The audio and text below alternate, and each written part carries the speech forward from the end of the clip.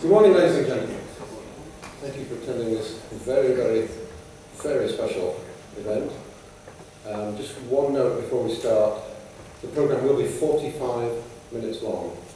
45. I know a lot of the sessions will be in 20 minutes, so just warning you, this is a 45-minute session. Enjoy the music and accounts of John Cage. It's an enormous pleasure for me to introduce John and Marilyn to you, and they brought with them the Bowling Green State University alumni saxophone ensemble. So, and sitting behind me is John Sampen and Marilyn Shrude.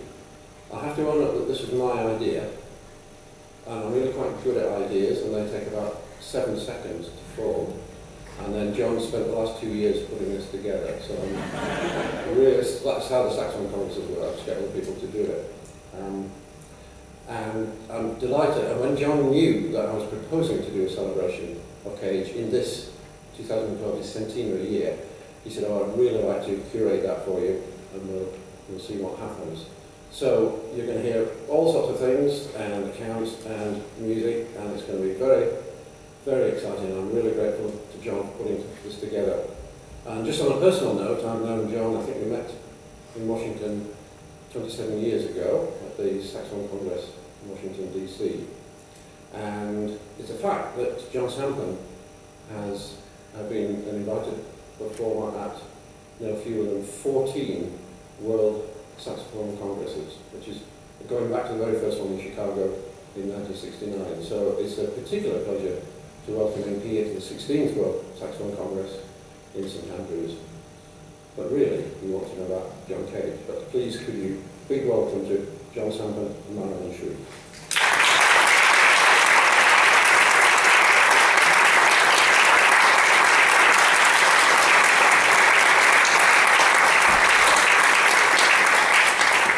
Thank you, Richard, and thank you so much for coming. The World Saxophone Congress 16 proudly recognizes the 100th birthday of American composer John Cage. A 20th century icon, Cage questioned and challenged the fundamental definition of music and ultimately helped pioneer an expanded global concept of music in the modern world.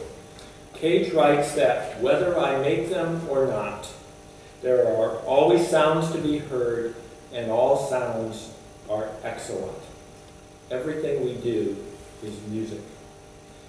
Like many other great artists, John Cage viewed the world in a remarkable, unique, and special way. I wrote 5 texts on each of 12 mushroom names, Latin names. That's why the title is Mushrooms et Varianti, because their names are in Latin. And then, through chance operations, I found which of the 5 provided the first line, and which the second, and so forth. And as a result, I wrote a text on mushrooms, and my other interests, which of course are music, the other arts. Much gravity aspect and energy, she had written, motor and motor, now and more, and then we believe he found miserable thee. Shift where you are, like my conversation, people gone to the movies in the same direction, and came up with another sound and made sure to go out there, looking at things, looking once more good, no matter what. Thy is but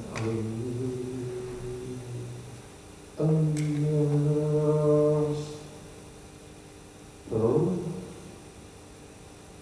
that's how.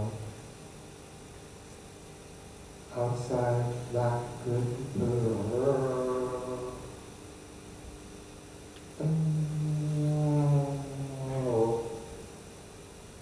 Although Cage's thoughts are difficult for many to understand, he has been a strong influence on a generation of composers.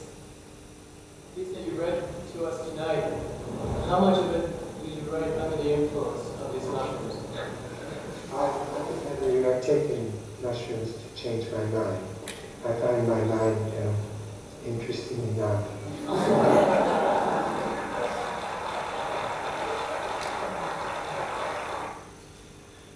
An inspired and prodigious author, John Cage gave us many famous literary writings, such as his publication Silence from 1939 to 1961.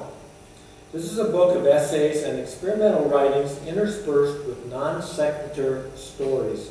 Critics believe this became the most influential book written by a musician in the late 20th century. From Silence, Cage writes, "New music, new listening, not an attempt to understand something that is being said.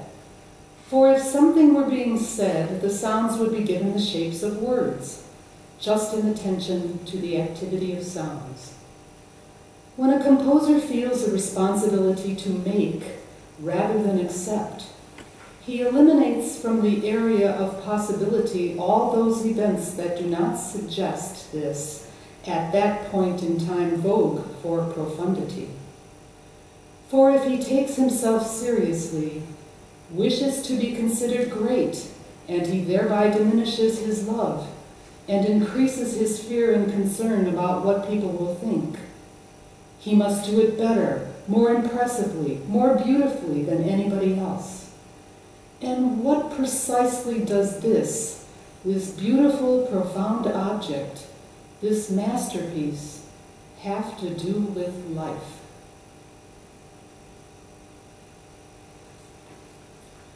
Besides writing, John Cage also loved to paint, as we see from this 1988 example of his own personal artwork entitled New River Watercolors, and his celebrated collaborations with other painters, artists, dancers, and musicians helped reconfigure the art and music world of the 20th century.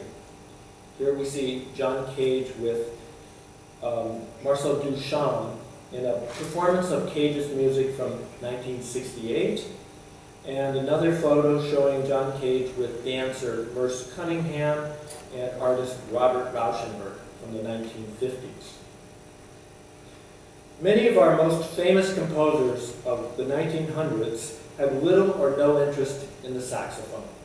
Regretfully, we lack original contributions from Olivier Messiaen, Elliott Carter, Aaron Copland, Stravinsky, Boulez, Lutoslawski, and Ligeti. John Cage, however, saw the potential of this thoroughly modern invention, which he enthusiastically embraced. In his recent monograph, the noted American musicologist Dr. Rob Haskins has suggested that Cage was a true friend of the saxophone. Cage wrote for the saxophone throughout his lifetime. One of his earliest works, the Concert for Piano and Orchestra, includes a part that alternates bassoon and baritone saxophone.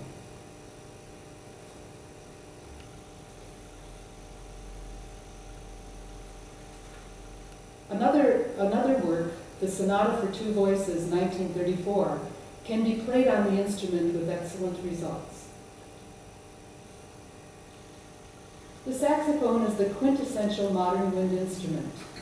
Its dual heritage in such varied repertories as classical, jazz, and rock allies it decisively with the resolutely pluralistic musical environment of today. Indeed, one can imagine that the saxophone's characteristic sound, itself a hybrid suggesting variously both wind and brass timbre, would have appealed to Cage in two ways: as a type of sound that had never been heard before, and as a manifestation of the non-dualism in Zen Buddhism, a demonstration that there are in fact no opposites. Cage seemed to acknowledge both of these aspects by writing 5 to the 4th power for an ensemble of percussion and saxophones, which was his go-to modern instrument. Saxophones figure prominently, too, in his Hymnkus, 1986, a work that Cage made, in part, to offer a riposte to the extremely popular style of minimalist music. And of course, one of Cage's last compositions was 4 to the 5th power for an ensemble of saxophones. We'll return to this piece in just a few moments, but first, let's consider how Cage helped change the musical landscape of the 20th and 21st centuries. How did you compose some of your compositions before the computer? It sounds to me from the description of the opera. When people saw that I was working chant foundations since about 1950, every now and then someone would say, why don't you do that with this alien computer? And I always had a little chip on my shoulder about giving up my occupation. That I gave up that feeling about 3 or 4 years ago. I might be the story.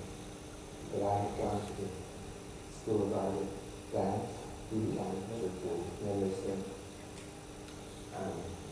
photographer there who had become excited about computers. And he was like a Pied Piper. Children followed him around. And his enthusiasm over the computer was catching.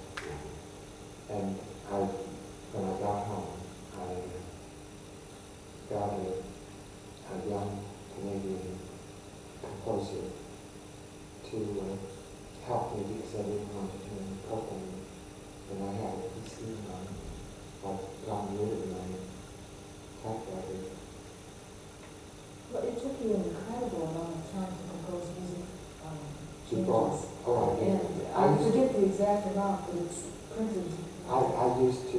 It saves you. I used to pay dancers in the company when we were on tour. I used to pay them a penny for a dozen hexagrams. To toss 6 coins. That's 3 times 6 times. In order to work out the chance operation. Right. Sure. But now the computer does it so quickly. I'm really in transition from someone who tosses coins to someone who really uses the computer. If, for instance, the computer gives me sheets and sheets of numbers that I need, I have a feeling that the film, I wanted to use every last one of the numbers. But they were, And the computer can generate infinite numbers. and I haven't really learned yet that I could throw them all away definitely quickly. So composing new music is really a lot easier now, I guess, with the computer. It isn't, because I imagine that it is might increase the formerly, I used to work all the time. But now I have a long periods in which there's nothing to do but answer the telephone. And then when the computer gives me the answers, then I can work. His innovations are monumental, with early experiments in electronic music, prepared piano, happenings, multimedia, use of silence, chants, procedure, and improvisation. While always a beacon for controversy, he also was a catalyst for inspiration and change, helping to validate new directions for both musicians and artists. Author Calvin Tompkins sets the musical stage for John Cage in the early 1950s with this verbal portrait. Cage's New York apartment was also the beachhead of the Cagean revolution in modern music. Cage and his circle of like-minded subversives, such as composers like Morton Feldman, as well as Earl Brown and Christian Wolff, would meet there almost every day to discuss their ideas and often to give them immediate form, composing new works that David Tudor would study and play on the spot. By 1952, the Cage Group had started to compose music directly on magnetic tape, using electronically generated sounds. Although their work had a profound and largely unacknowledged influence on the musical avant-garde in Europe, It was rejected with predictable horror by virtually all their American colleagues.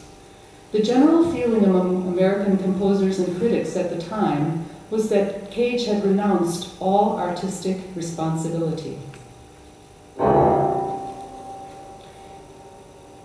In 1952, I was asked to write a manifesto about new music. I wrote instantaneous and unpredictable. Then below I wrote, nothing is accomplished by writing a piece of music. Ditto for hearing a piece of music.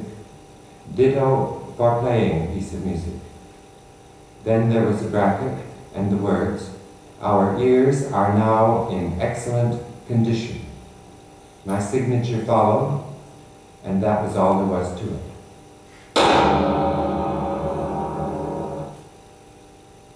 From about 1982 until 1992, Cage's music used an elegant notational system that employed what he called time brackets. Dr. Haskins explains that the idea is simple. Each performer's part contains a series of systems, and each of these systems includes two ranges of time indications at the extreme top left and right, respectively. Within the system, the time bracket appears the specification for notes or other sounds to be produced. Pitches were usually notated as whole notes or filled-in note heads without stems.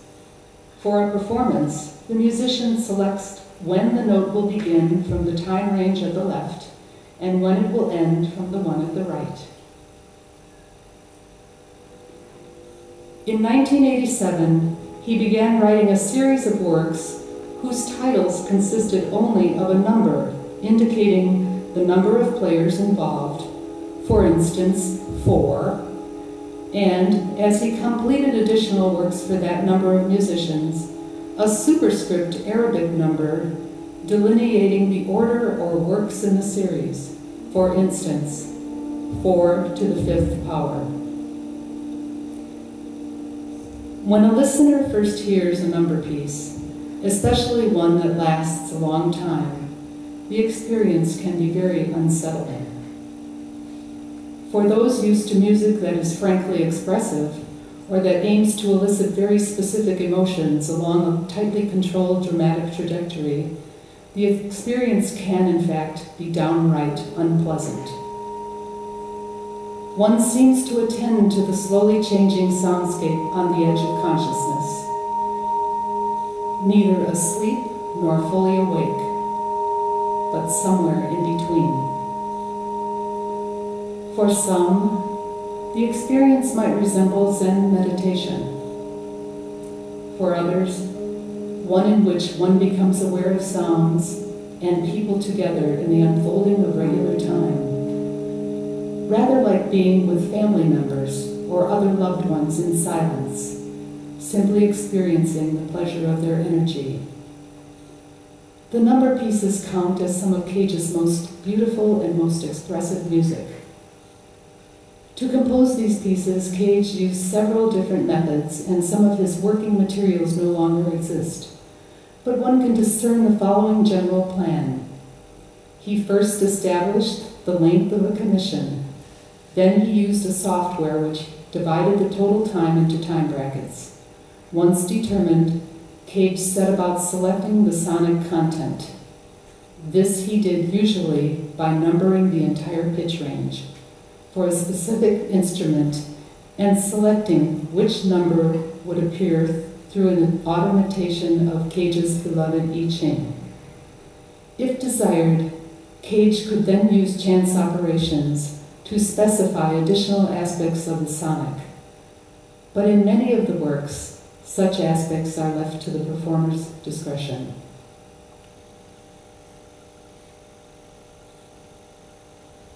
One of Suzuki's books ends with the poetic text of a Japanese monk describing his attainment of enlightenment.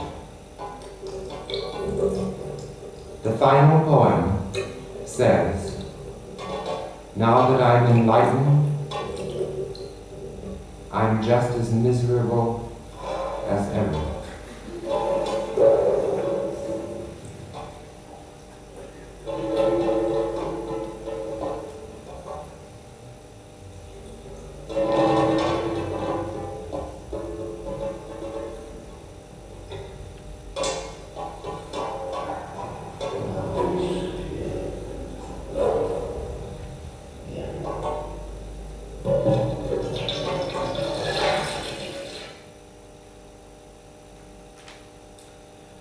I first met John Cage in an elevator at Carnegie Hall in 1983. At that particular moment of my life, I was completing a doctoral dissertation on chance and indeterminacy. John Cage, of course, was a prominent research focus for me, so our chance meeting represented a minor miracle. Our next live encounter occurred in 1986 when John Cage visited Bowling Green as a principal guest composer for our annual New Music and Art Festival. Cage was a lively guest who laughed frequently and who loved his wine and his mushrooms. The video examples shown today represent footage from that event. As is always the case when a famous composer visits Bowling Green, I asked John Cage to compose a new work for saxophone. He was interested but ultimately declined since he was consumed with the composition of a new opera. In 1987 and in each preceding year, I renewed my request with little success, as we see in Cage's reply from 1989. Right now, I have too many commissions to fulfill, and when I do fulfill them, I want to finish the Freeman Etudes for Mr. Solo, which I began 11 years ago and which I am now anxious to finish. I don't yet know how much time it will require, but I am not accepting other plans until I know when I will be free. As far as your proposal goes, it is excellent. The only problem is my time and attention. March 24, 1989. Notice Cage's favorite correspondence stationery is notograms. After 6 years of annual rejections, Cage finally accepted my commission for a 12-minute chamber work with notated pitches. I had previously played many of Cage's early improvisational music, which used graphic and/or verbal instructions such as his Variations 1, which featured transparent overlays which were read or translated by the performer. And of course, I had mounted various productions of Cage's infamous 4 minutes and 33 seconds. For the saxophone commission, I thought it best to ask for actual written pitches and specified instrument choices. In his acceptance letter of 1991, he expressed a desire to discuss the piece first so that it is mutually agreeable. Notice again his notogram. Cage states that I would be glad to write a new saxophone piece, but we should discuss it first so that it is mutually agreeable, useful. I go to Zurich now for all of June, back here in July, most of August and September. Let's talk by phone or in person. As ever, John, May 25, 1991. However, our only discussion was a New Year's Eve phone call when Cage asked about pitch range of the saxophone family. I actually think this question was a practical joke, since Cage could have found such information in any orchestration book. Soon after, a mailing envelope arrived containing a typeset score from C.M. Peters, which must already have been typeset before our conversation. A financial commission had been verbally negotiated, but Cage ultimately presented the piece to me and our BGSU saxophone class as a holiday gift. Ford the Fifth was premiered in September of 1992 in Pesaro, Italy at the 10th World Saxophone Congress. Cage died on August 12th of 1992, 1 month prior to the Congress, so he was never able to hear a live realization. But surely he would have been delighted with hundreds of subsequent performances over the past 20 years. Marilyn and I have personally staged dozens of presentations ranging from an intimate Florentine church concert to a 76-piece saxophone orchestra performance on the Tibetan plateau. As Rob Haskins explains, the work is scored for saxophone quartet, but can easily be performed by multiple saxophones on each part. Each instrumental part contains 15 brackets total, except for the baritone sax, which has 16. Nevertheless, the slightly differing durations of the time bracket sequence for all 4 parts creates a variety of possible overlappings. Each bracket contains a single pitch, and the number of different pitches for each instrument are very few. So the work potentially has a very stark, austere sonic surface. I asked Cage for clarification on his minimal performance instructions, particularly concerning my suggestions to purposely detune the instruments and to use multiple articulations. Cage responded saying that the unison of differences should not be purposeful, just by chance. There should, per musician, be only one attack per pitch. If long or short, only one sound. But Cage allows for a variety of dynamic levels and kinds of attack for the various notes, so the variety of sounds can actually be quite lively. Cage created even greater multiplicity, however, by specifying that the tuning for the instruments should not be coordinated. With 4 instruments, the various equal-tempered collections of pitches that could occur would sound radically different with each instrument at its own pitch standard, while the effect increases exponentially when multiple saxophones are employed. The overall effect of these tunings for Cage created a buzzing sound that suggested both nature and the unpredictable quality of traffic. Cage, now living in a large loft on 14th Street in New York, thought of traffic as a kind of nature in modernity. One day while I was composing, the telephone rang. A lady's voice said, "Is this John Cage, the percussion composer?" I said, "Yes." She said, "This is the J. Walter Thompson Company." I didn't know what that was, but she explained that their business was advertising. She said, "Hold on, one of our directors wants to speak to you." During a pause, my mind went back to my composition. Then suddenly a man's voice said, "Mr. Cage, are you willing to prostitute your art?" I said, "Yes." He said, "Well, bring us some samples Friday at 2. I did. After hearing a few recordings, one of the directors said to me, "Wait a minute." Then 7 directors formed what looked like a football huddle.